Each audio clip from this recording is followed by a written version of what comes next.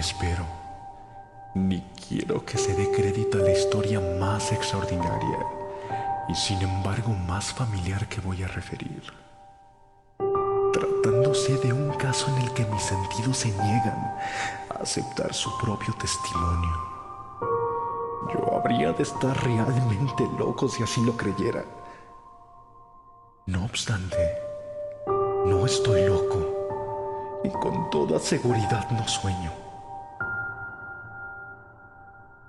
Pero mañana puedo morir y quisiera aliviar hoy mi espíritu. Mi inmediato deseo es mostrar al mundo clara, concretamente y sin comentarios una serie de simples acontecimientos domésticos que por sus consecuencias me han aterrorizado, torturado y anonadado. A pesar de todo, no trataré de esclarecerlos. A mí casi no me han producido otro sentimiento que el horror. Pero a muchas personas les parecerán menos terribles que barroques. Tal vez más tarde haya una inteligencia que reduzca mi fantasma al estado de lugar común. Alguna inteligencia más serena, más lógica y mucho menos excitable que la mía, encontrará tan solo las circunstancias que relato con terror una serie normal de causas y defectos naturales.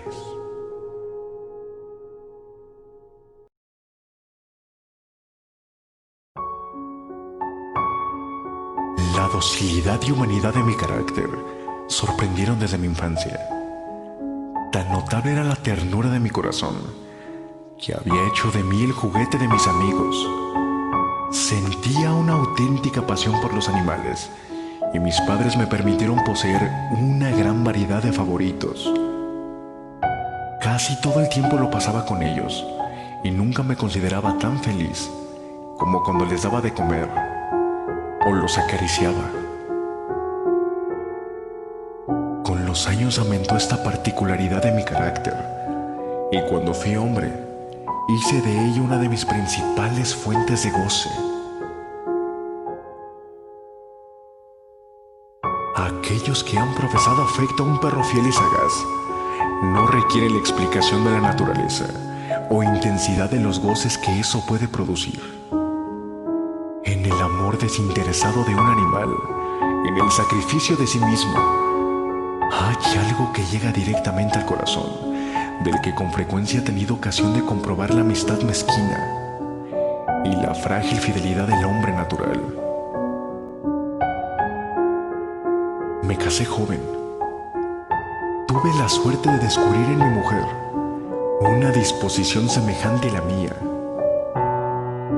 Habiéndose dado cuenta de mi gusto por estos favoritos domésticos, no perdió ocasión alguna en proporcionármelos, de la especie más agradable.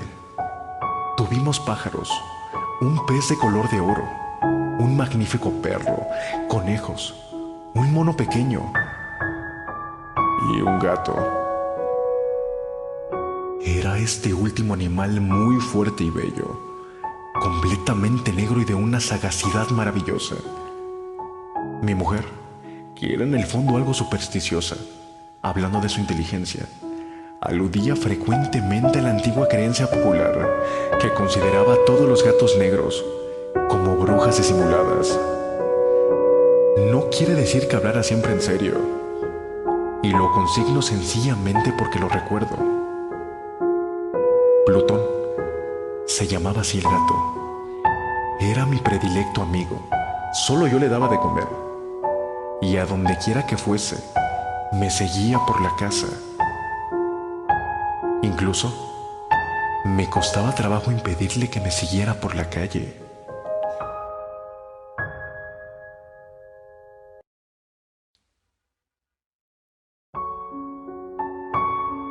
Nuestra amistad subsistió así algunos años, durante los cuales mi carácter y mi temperamento, me sonroja confesarlo, por causa del demonio de la intemperancia, sufrió una alteración radicalmente funesta. De día en día me hice más taciturno, más irritable, más indiferente a los sentimientos ajenos. Empleé con mi mujer un lenguaje brutal y con el tiempo la afligí incluso con violencias personales. Naturalmente, mi pobre favorito debió de notar el cambio de mi carácter. No solamente no les hacía caso alguno, sino que los maltrataba. Sin embargo, por lo que se refiere a Plutón, aún despertaba en mí la consideración suficiente para no pegarle. En cambio, no sentía ningún escrúpulo en maltratar a los conejos, al mono, incluso al perro, cuando por casualidad o afecto se cruzaban en mi camino. Pero iba secuestrándome mi mal, porque qué mal admite una comparación con el alcohol. Andando el tiempo, el mismo Plutón que envejecía y naturalmente se hacía un poco huraño, comenzó a conocer los efectos de mi perverso carácter. Una noche, en ocasión de regresar a casa completamente ebrio, de vuelta de uno de mis frecuentes escondrijos del barrio, me pareció que el gato evitaba mi presencia. Lo cogí, pero él, horrorizado por mi violenta actitud, me hizo en la mano con los dientes una leve herida. De mí se apoderó repentinamente un furor demoníaco. En aquel instante dejé de conocerme. Pareció como si de pronto mi alma original hubiese abandonado mi cuerpo. Y una riondad superdemoníaca, saturada de ginebra, se filtró en cada una de las fibras de mi ser. Del bolsillo de mi chaleco saqué un cortaplumas. Lo abrí, cogí al animal por la garganta y deliberadamente le vacié un ojo. Me cubre el rubor, me abraza. Me estremezco al escribir esto.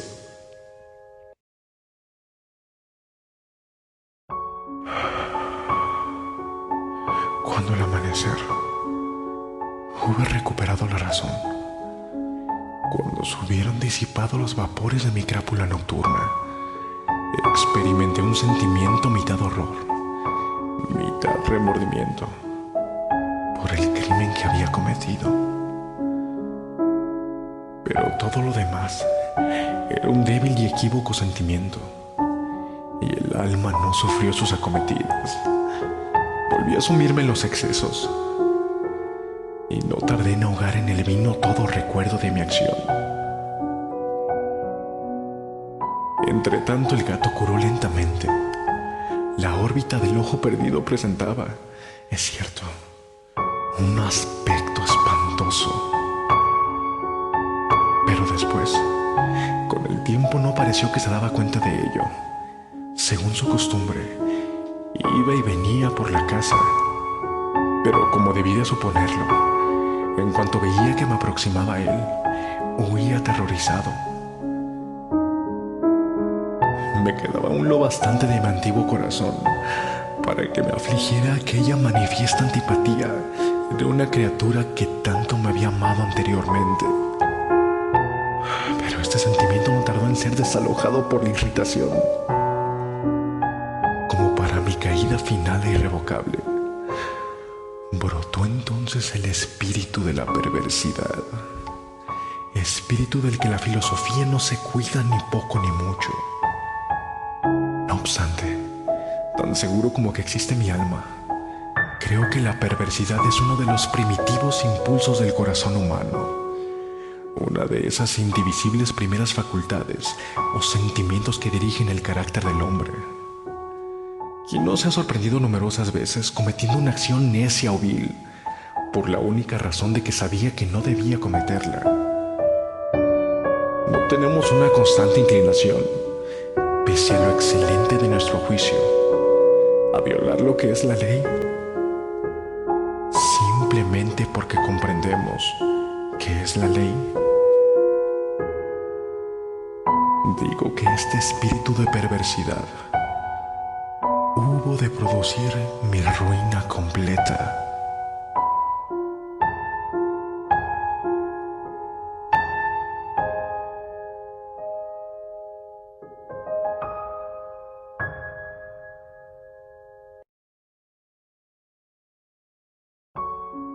El vivo e insondable deseo del alma de atormentarse a sí misma, de violentar su propia naturaleza, de hacer el mal por amor al mal, me impulsaba a continuar y últimamente a llevar a efecto el suplicio que había infligido el inofensivo animal.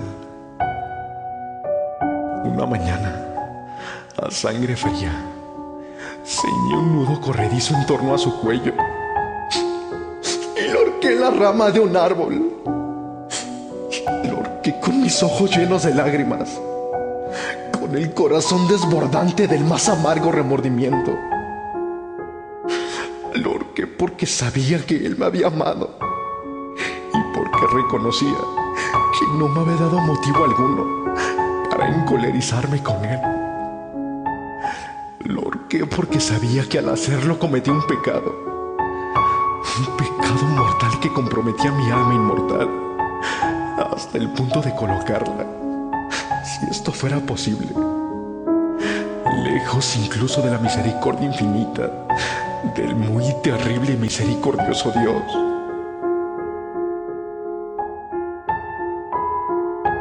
En la noche siguiente, al día en que fue cometida una acción tan cruel, me despertó el sueño el grito de ¡fuego! Ardían las cortinas de mi lecho. La casa era una gran hoguera, no sin grandes dificultades. Mi mujer, un criado y yo logramos escapar del incendio. La destrucción fue total. Quedé arruinado y me entregué desde entonces a la desesperación. No intento establecer relación alguna entre causa y efecto con respecto a la atrocidad y el desastre. Estoy por encima de tal debilidad, pero me limito a dar cuenta de una cadena de hechos y no quiero omitir el menor eslabón. Visité las ruinas al día siguiente del incendio, excepto una. Todas las paredes se habían derrumbado. Esta sola excepción la constituía un delgado tabique interior, situado así en la mitad de la casa, contra el que se apoyaba la cabecera de mi lecho.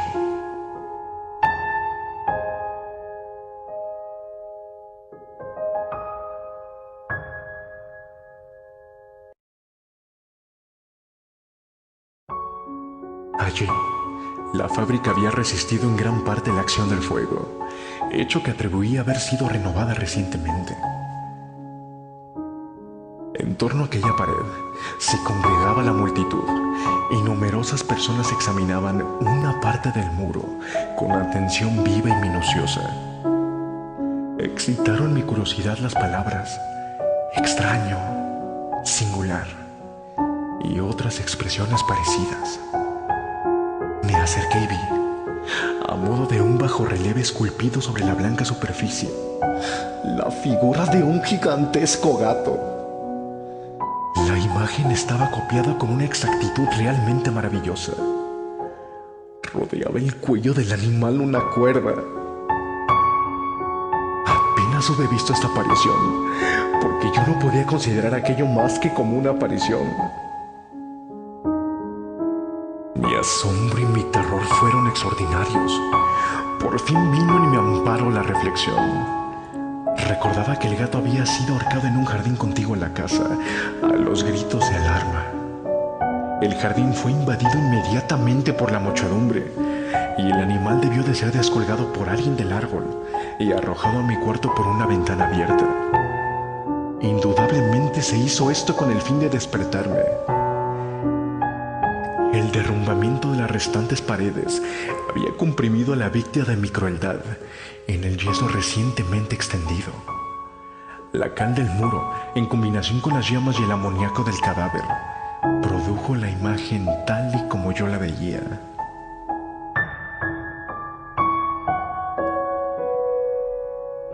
aunque prontamente satisfice así a mi razón, ya no por completo mi conciencia. No dejo, sin embargo, de grabar en mi imaginación una huella profunda al sorprendente caso que acabo de dar cuenta. Durante algunos meses no pude librarme del fantasma del gato, y en todo este tiempo nació en mi alma una especie de sentimiento que se parecía, aunque no lo era, al remordimiento. Llegué incluso a lamentar la pérdida del animal y a buscar en torno mío, en los miserables tugurios que a la sazón frecuentaba, otro favorito de la misma especie y de facciones parecidas que pudiera sustituirle.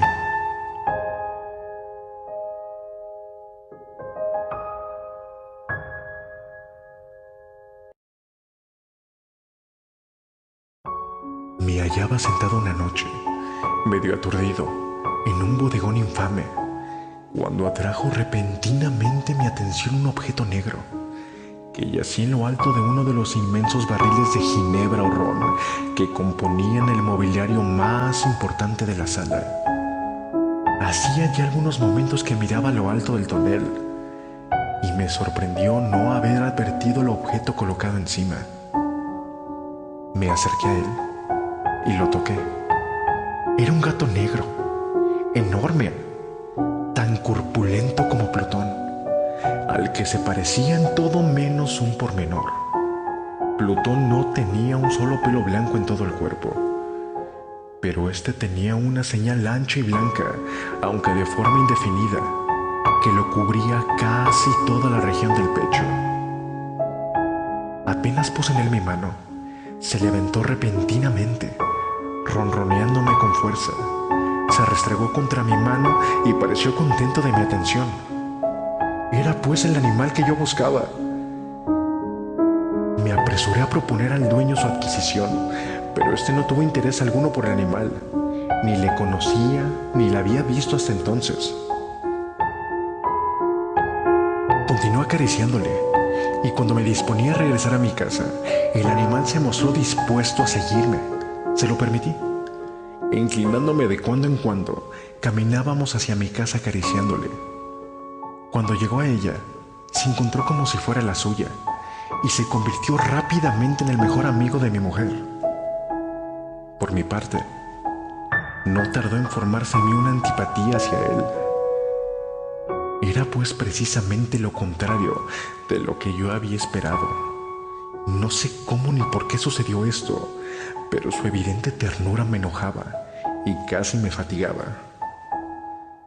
Paulatinamente estos sentimientos de disgusto y fastidio acrecentaron, hasta convertirse en la amargura del odio. Yo evitaba su presencia, una especie de vergüenza y el recuerdo de mi primera crueldad me impidieron que lo maltratara.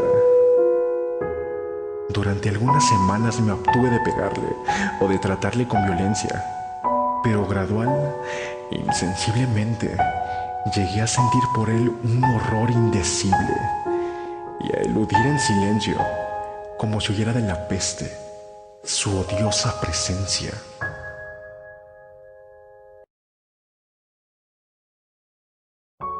Sin duda, lo que aumentó mi odio por el animal fue el descubrimiento que hice la mañana del día siguiente de haberlo llevado a casa. Como Plutón, también él había sido privado de uno de sus ojos. Sin embargo, esta circunstancia contribuyó a hacerle más grato a mi mujer, que, como he dicho ya, poseía grandemente la ternura de sentimientos, que fue en otro tiempo mi rasgo más característico y el frecuente manantial de mis placeres más sencillos y puros.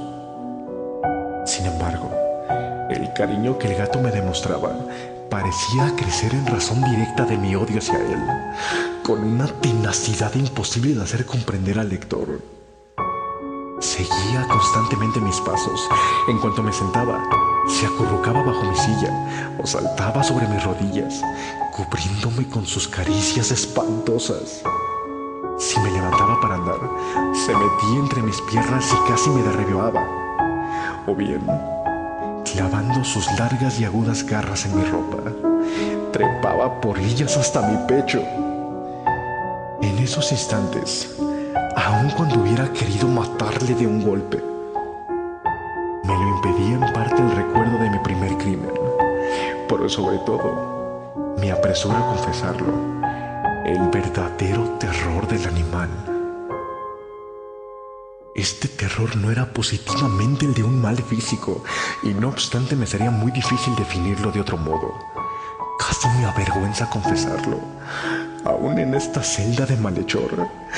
Casi me avergüenza confesar que el horror y el pánico que me inspiraba el animal se habían acrecentado a causa de una de las fantasías más perfectas que es posible imaginar. Mi mujer, no pocas veces, había llamado mi atención con respecto al carácter de la mancha blanca de que he hablado y que constituía la única diferencia perceptible entre el animal extraño y aquel que había matado yo. Recordará, sin duda el lector, que esta señal, aunque grande, tuvo primitivamente una forma indefinida, pero lenta, gradualmente, por frases imperceptibles y que mi razón se esforzó durante largo tiempo en considerar como imaginaria, había concluido adquiriendo una nitidez rigurosa de contornos.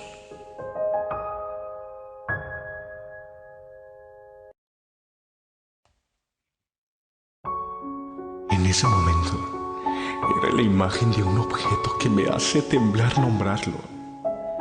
Era sobre todo lo que me hacía mirarle como a un monstruo de horror y repugnancia. Y lo que, si me hubiera atrevido, me hubiese impulsado a librarme de él.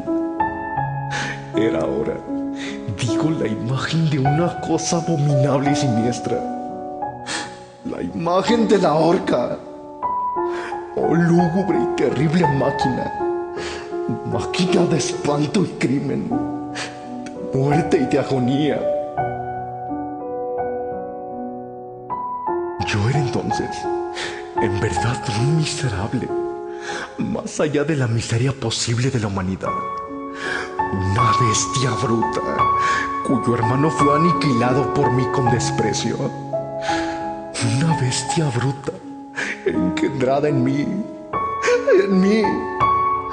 hombre formado a imagen del Altísimo, tan grande e intolerable infortunio. Ni de día ni de noche conocía yo la paz y el descanso, ni un solo instante. Durante el día me dejaba el animal, y de noche, a cada momento cuando salía de mis sueños, lleno de indefinible angustia, era tan solo para sentir el aliento tibio de la cosa sobre mi rostro y su enorme peso, encarnación de una pesadilla que yo no podía separar de mí y que parecía eternamente posada en mi corazón. Bajo tales tormentos sucumbió lo poco que había de bueno en mí.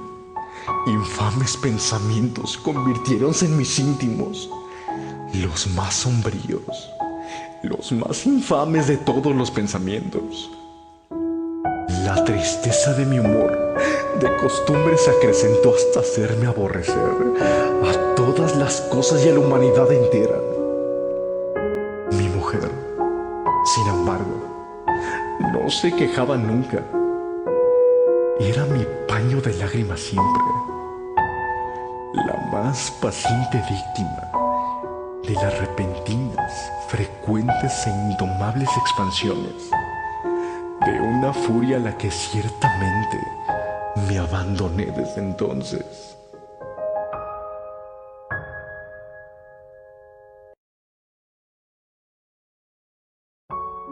Para un quehacer doméstico, me acompañó un día al sótano de un viejo edificio en el que nos obligara a vivir nuestra pobreza.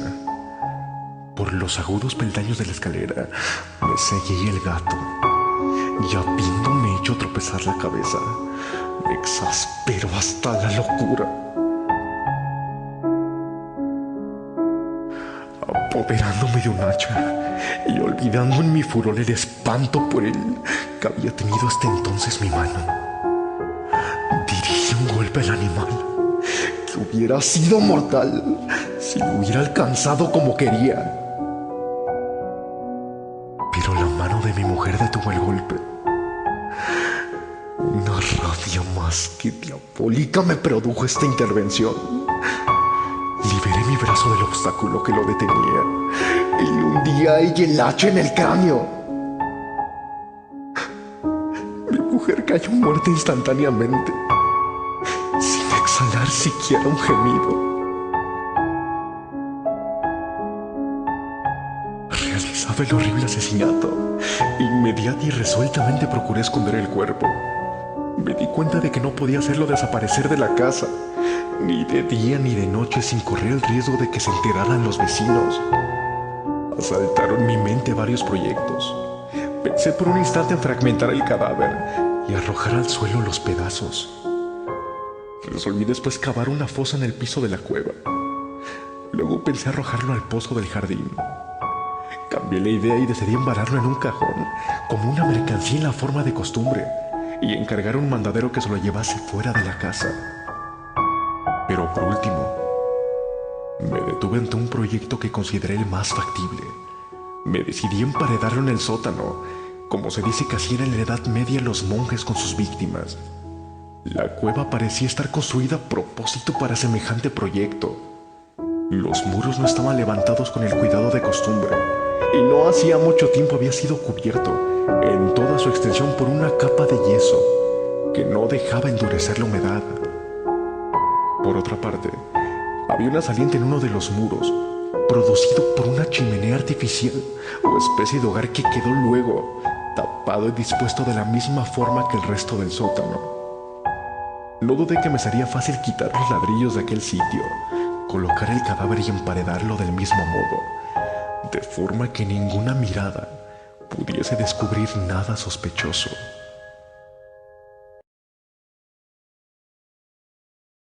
No me engañó mi cálculo.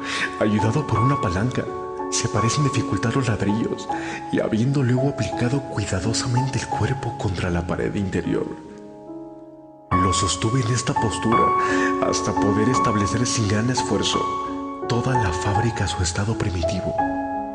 Con todas las precauciones imaginables, me preocupó una argamasa de cal y arena. Preparé una capa que no podía distinguirse de la primitiva y cubrí escrupulosamente con ella el nuevo tabique. Cuando terminé, vi que todo había resultado perfecto. La pared no presentaba la más leve señal de arreglo. Con el mayor cuidado barrí el suelo y recogí los escombros. Miré triunfalmente en torno mío y me dije: por lo menos aquí mi trabajo no ha sido infructuoso. Mi primera idea entonces fue buscar al animal que fue causante de tan tremenda desgracia, porque al fin había resuelto matarlo. Si en aquel momento hubiera podido encontrarle, nada hubiese evitado su destino. Pero parecía que el artificioso animal, ante la violencia de mi cólera, habíase alarmado y procuraba no presentarse ante mí, desafiando mi mal humor.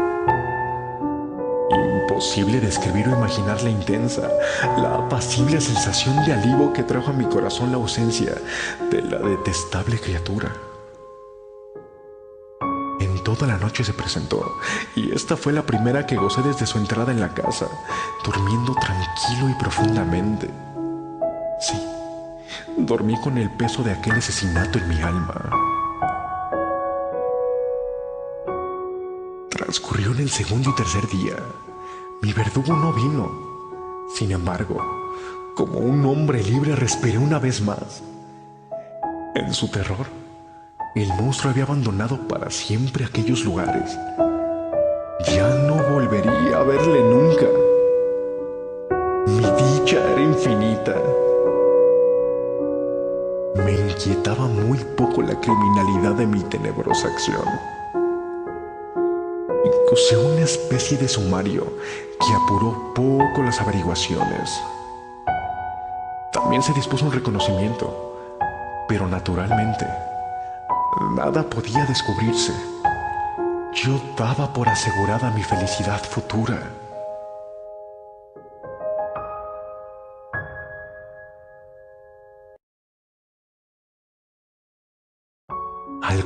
día después de haberse cometido el asesinato, se presentó inopinadamente en mi casa un grupo de agentes de policía y procedió de nuevo una rigurosa investigación del local. Sin embargo, confiado en lo impenetrable del escondite, no experimenté ninguna turbación. Los agentes quisieron que les acompañase en sus pesquisas.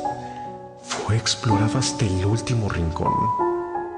Por tercera o cuarta vez, bajaron por último a la cueva. No me alteré en lo más mínimo. Como el de un hombre que reposa en la inocencia, mi corazón latía pacíficamente. Recorrí el sótano de punta a punta, crucé los brazos sobre mi pecho y me pasé indiferente de un lado a otro. Plenamente satisfecha, la policía se disponía a abandonar la casa. Era demasiado intenso el júbilo de mi corazón para que pudiera reprimirlo. Sentía la viva necesidad de decir una palabra tan solo a modo de triunfo, y hacer doblemente evidente su convicción con respecto a mi inocencia. Señores, dije por último cuando los agentes subían la escalera.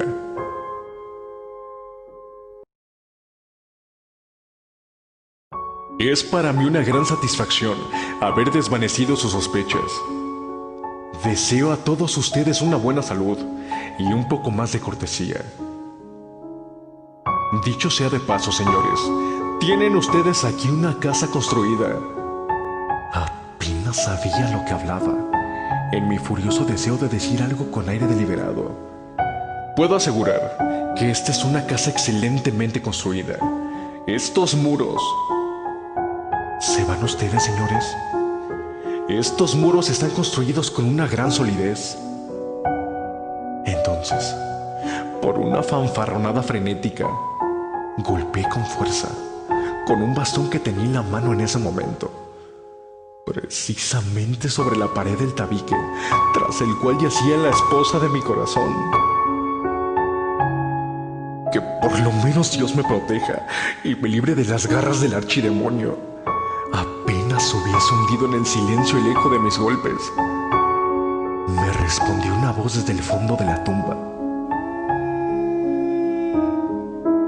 Era primero una queja, velada y encontrada como el sollozo de un niño.